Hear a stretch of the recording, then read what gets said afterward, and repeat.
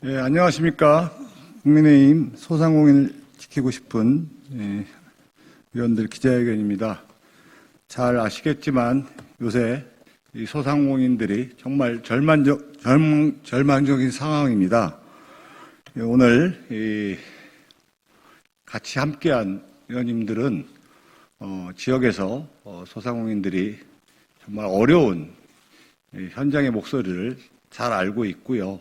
또 국회에 들어오시기 전에 기업 활동을 하시면서 기업이 얼마나 이 기업 활동을 하는 데 있어서 자유시장 경제에서 국가의 어떤 상황이, 국가의 또 정책이 미치는 영향에 대해서 어려운 점, 이런 부분에 대해서 공감하시는 부분들이 있다는 걸 잘 알고 있기에 오늘 긴급하게 기자회견을 하게 됐습니다.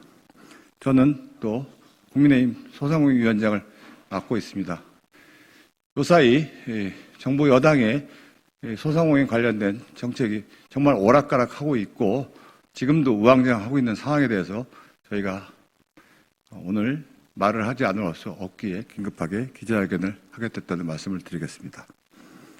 말씀드리겠습니다. 차라리 말이나 안 했으면 설마 했던 불안감이 결국 현실의 대재앙으로 돌아왔습니다. 국민의힘은 지난해부터 중소상공인과 자영업자의 피해에 대해서 줄기차게 손실보상을 요구해 왔습니다. 그러나 정부 여당은 그렇게 매몰차게 외면하더니 금년 들어 당장이라도 보상해 줄 것처럼 요란했습니다. 그런데 이제 와서는 지지율이 조금 올라가니 본심을 감추지 못하고 태도를 돌변하는 것입니다. 국민의힘도 선거를 의식한 정부 여당의 진정성 없는 태도에도 불구하고 초당적 협력을 아끼지 않겠다고 가슴을 열고 환영해 왔습니다. 정부 여당의 이중성과 비열함으로 손실보상은 한낱 희망 고문으로 막을 내리게 되었습니다. 정부 여당의 손실보상 말장난은 소상공인들을 두 번 죽이는 잔인한 돌팔매질이 되어버렸습니다. 정부 여당은 손실보상뿐 아니라 마음의 상처도 보상해야 합니다. 자고 일어나면 누군가는 폐업을 결심하고 또 다른 누군가는 극단적인 선택을 했다는 얘기가 꼬리에 꼬리를 물고 있습니다. 지금 이 시간에도 폐업하면 대출금을 한꺼번에 상환해야 하는 현실 앞에 극단적인 선택을 고민하는 중소상공인 자영업자가 적지 않았다는 말에 가슴이 먹먹해집니다. 중소상공인 자영업자들이 가게문을 걸어 잠그고 대출을 가로막으며 신용도까지 추락시킨 장본인은 누구입니까? 그동안 정제되지 않은 지원 방안을 정부 여당이 남발하고 국민들을 희망 고문하며 호도한 책임은 도대체 누구의 몫입니까?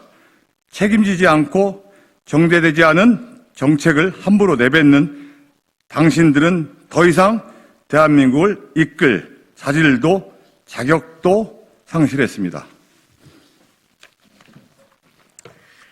이제 대통령이 답하셔야 합니다. 여권 내 정제되지 않고 권력 다툼으로 경쟁적으로 쏟아낸 수많은 말의 향연과 사탕 발림으로 상처 입은 국민들이 다 쓰러진 후에 대통령은 무슨 의미가 있고 손실보상이 무슨 소용이 있겠습니까? 정의롭지 않고 공정하지도 않은 국가 권력에 버림받은 수백만의 국민들은 이대로 죽을 수는 없다고 외칠 것입니다. 국가가 돌보지 않은 국민들은 자신들의 생존을 위해 정권에 맞서 국민저항 운동에 돌입할 수도 있습니다. 손실보상은 헌법에서 규정하는 엄연한 국가의 채무입니다. 그 책무를 방관하고 유기했던 정부는 결정할 자격조차 없습니다. 문재인 정부와 여당은 헌법의 국가 채무를 다시 자각하기 바라며 코로나19로 피해를 입은 중소상공인 자영업자들의 손실을 즉시 보상해 줄 것을 강력하게 촉구합니다.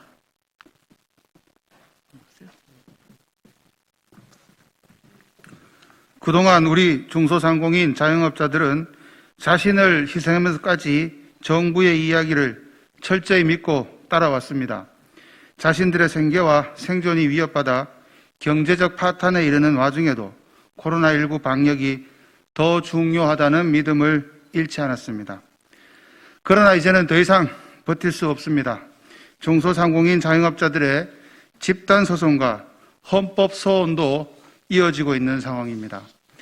언제까지 중소상공인 자영업자들에게만 일방적인 희생을 강요하며 기만할 것입니까?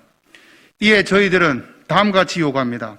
첫째, 집합금지와 제한 조치에 따라 발생한 중소상공인들의 실제 손해만큼 실질적으로 국가가 피해를 보상해야 합니다. 둘째, 손실보상이 이루어지기 전까지 버티기 어려운 업종들이 아주 많은 만큼 최대한 빠른 시일 내에 보상하고 그 전에 긴급대출 정책 등을 병행해야 합니다. 중소상공인 자영업자들도 자랑스러운 우리의 대한민국 국민입니다. 이상입니다.